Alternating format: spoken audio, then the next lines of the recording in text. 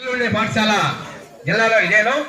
మొత్తం మీరు జిల్లాలో చూస్తే అత్యధిక ఎన్రోల్మెంట్ ఉండే స్కూళ్ళల్లో మన 19వ స్కూలు, సుమారుగా 20 గ్రామాలు. ఇన్ని ఫీడింగ్ విలేజ్ ఉండే స్కూల్ ఇంకోటిగా ఉండకపోవచ్చు. నరుకూరు నుండి పాతపాలెం వరకు, కోట్లపూడి నుండి దిల్లిమిత్త కండ్రి వరకు సుమారు 20 గ్రామాల ప్రజలకి అందరూ బస్సులో రావాలి, బస్సులో వెళ్ళాలి. అందుకే మేము కొన్ని కార్యక్రమాలు నిర్వహించడానికి మాకు చాలా పరిమితులు ఉన్నాయి. మాకు చాలా తపన, ఈ బిడ్డలు ఏ విధంగా బడికి ఇంటికి చేరుకుంటారు స్కూల్ టైం అయిన తర్వాత. అందరూ బస్సు పాస్ తీసుకుంటారు, బస్సు పాస్ తీసుకుని బస్సులో వెళ్ళిపోవాలన్నమాట. ఇలాంటి పరిస్థితి మన పాఠశాలలో ఉంది. ఈ క్రమంలో ఈ నివేదికలో భాగంగా మేము మీకు కొన్ని విషయాలు చెప్తాం. ఈ పాఠశాలని 1953లో స్థాపించారు సార్. 1958లో హై స్కూల్గా అప్గ్రేడ్ అయింది. తర్వాత కోట్లపూడి గ్రామ వాస్తవ్యులు, ఇందుపూరి వెంకోటి కుటుంబీకులు ఈ పాఠశాల స్థలదాతలుగా ఉండి ఈ పాఠశాల నిర్మాణ కారకులయ్యారు.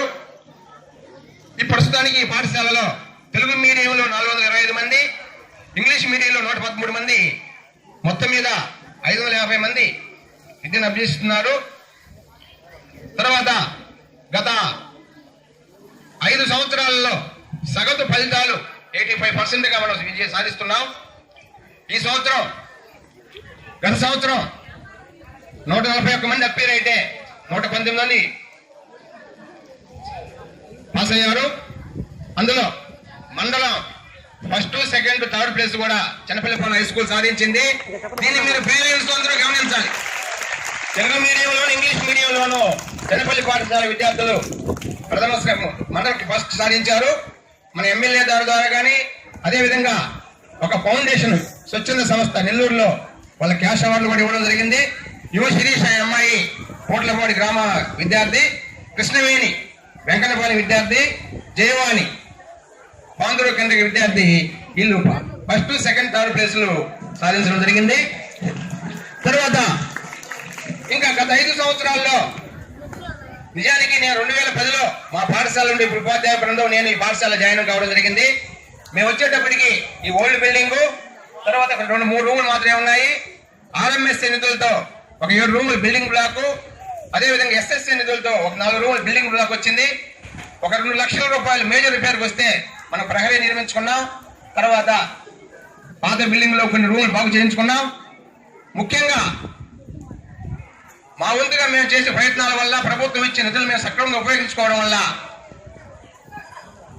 ఈ స్కూల్లో రీడింగ్ రూమ్ కానీ సక్రమంగా ఉపయోగిస్తున్నాం. 3000 పైగా ఉండే లైబ్రరీ పుస్తకాలు సక్రమంగా ఉపయోగిస్తున్నాం.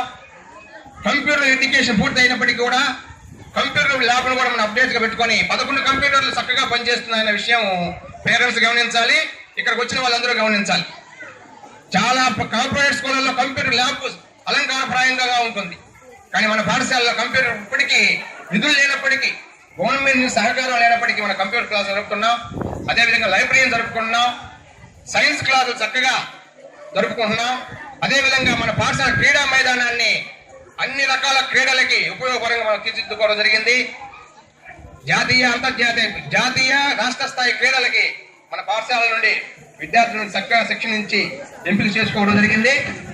తర్వాత కొన్ని కీలకమైన అంశాలు సార్, 2010లో డిసెంబర్లో ఇక వ్యవసాయ ప్రదర్శన కార్యక్రమం నిర్వహించాం వినూత్నంగా. 2011 నుంచి ఇప్పటి వరకు నాకు తెలిసినంతలో ప్రతి సంవత్సరం ఫిబ్రవరి సైన్స్ ఫేర్ ని చక్కగా నిర్వహిస్తున్నాం. తర్వాత 2012 ఫిబ్రవరి 2వ తేదీన జిల్లాలో ఎక్కడ లేని విధంగా మన పాఠశాలలో స్కూల్ మ్యూజియం సుమారు 550 historical photos, rare coins, specimens తో ఒక స్కూల్ మ్యూజియం ని ఏర్పాటు చేయడం జరిగింది. ఈ మ్యూజియం ని, ఇతర అంశాలని ఆర్వీఎంసీ రాష్ట్ర స్థాయి పరిశీలకులుగా పరిశీలించి ఈ ప్రస్తుతం స్కూల్ ఎడ్యుకేషన్ కి కార్యదర్శిగా ఉన్న సంధ్యారాణి గారు మన పాఠశాలకి ప్రత్యేక ప్రశంసా పత్రం ఇవ్వడం జరిగింది. ఇది గుర్తించుకోవాలి మనం అంతా. మన జిల్లాలో మన పాఠశాలకి చక్కటి కార్యక్రమాలు నిర్వహిస్తున్నారనే ఉద్దేశంతో ప్రశంసా పత్రం ఇవ్వడం జరిగింది. అదేవిధంగా 2012 డిసెంబర్లో జరిగిన తెలుగు మహాసభల్ని మనం చాలా ఘనంగా నిర్వహించుకున్నాం. 2014లో మన పాఠశాలలో స్కూల్ కాంప్లెక్స్ ఉపాధ్యాయుల సహకారంతో చాలా చక్కటి టీఎల్ఎం మేళాను మనం నిర్వహించుకున్నాం. దానికి ఆర్వీఎం అధికారులు, మన డిప్యూటీ ఈఓ గారు వచ్చారు. వారు కూడా ప్రత్యేకంగా ప్రశంసించడం జరిగింది. ఇవన్నీ